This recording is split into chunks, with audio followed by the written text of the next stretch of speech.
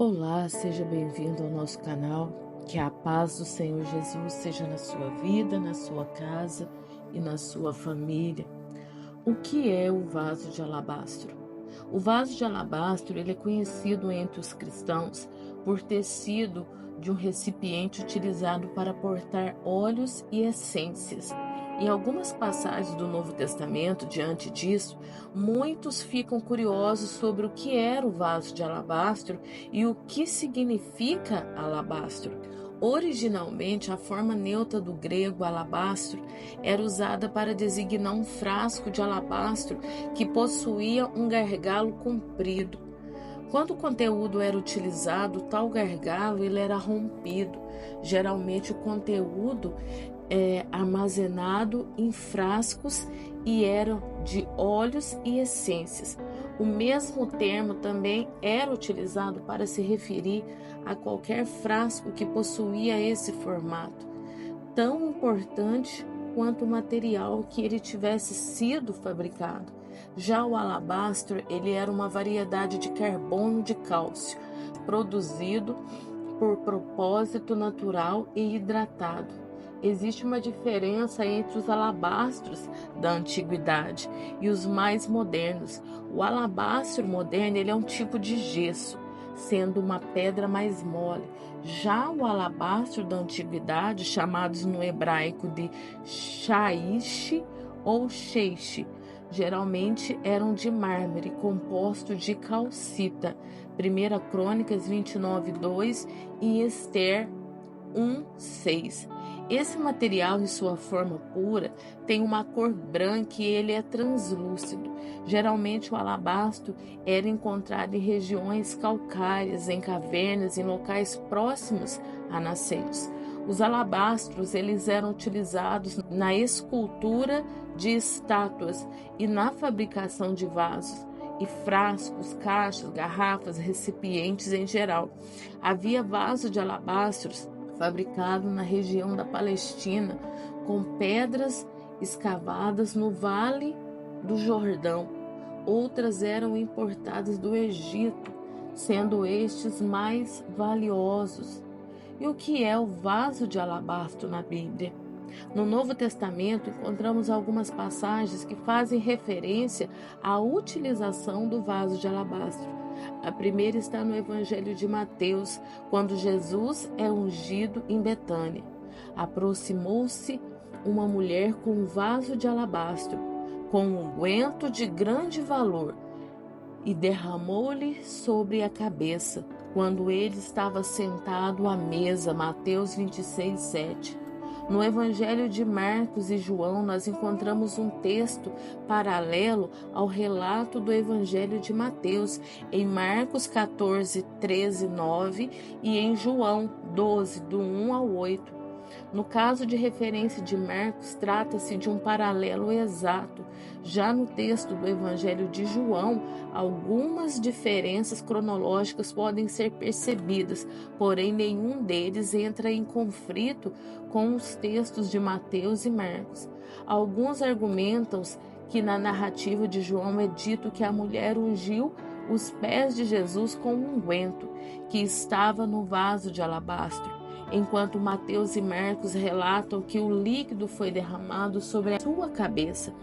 Porém, é possível que ela tenha derramado tanto bálsamo em Jesus que o líquido escorreu até mesmo pelos pés dele. Sobre isso, João escreve que havia 1 libra de bálsamo de nardo puro dentro do vaso de alabastro. João 12:3.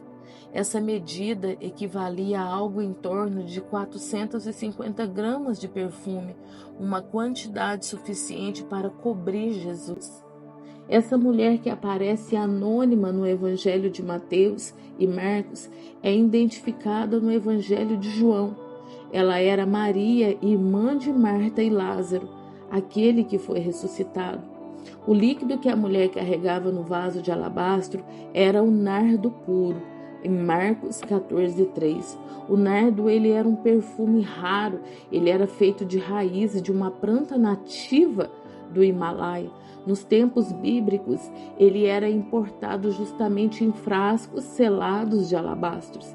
Esses pequenos vasos de alabastros eram abertos apenas em ocasiões muito especiais.